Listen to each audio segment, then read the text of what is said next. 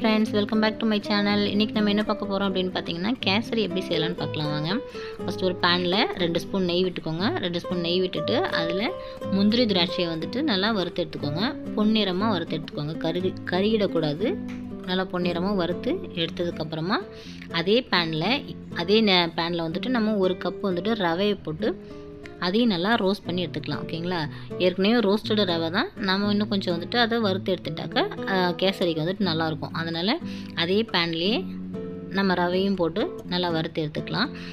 ஓரளவுக்கு நல்லா வறுத்து எடுத்ததுக்கப்புறமா நம்ம எந்த கப்பில் வந்துட்டு ரவை எடுத்தோமோ அதே கப்பில் ஒரு 1.5 கப் அளவு தண்ணி விட்டுக்கலாம்.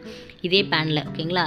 1.5 கப் அளவு தண்ணி விட்டு தேவையான அளவுக்கு ஃபுட் கலர் ஆட் பண்ணிக்கலாம். ஓகேங்களா? நான் எல்லோ கலர் எடுத்துருக்கேன். உங்களுக்கு என்ன கலர் பிடிக்குமோ அந்த கலர் எடுத்துக்கலாம். ஓகேங்களா?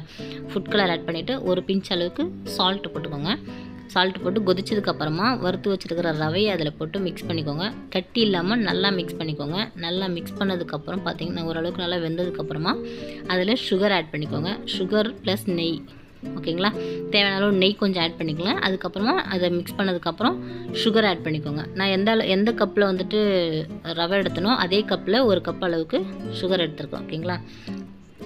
அப்போ தான் வந்துட்டு டேஸ்ட் நல்லாயிருக்கும், ஸ்வீட்டு கரெக்டாக இருக்கும். உங்களுக்கு எக்ஸஸாக வேணும்னா நீங்கள் எக்ஸஸாக கூட ஆட் பண்ணிக்கலாம். கம்மியாக வேணும்னா கம்மியாக கூட ஆட் பண்ணிக்கலாம்.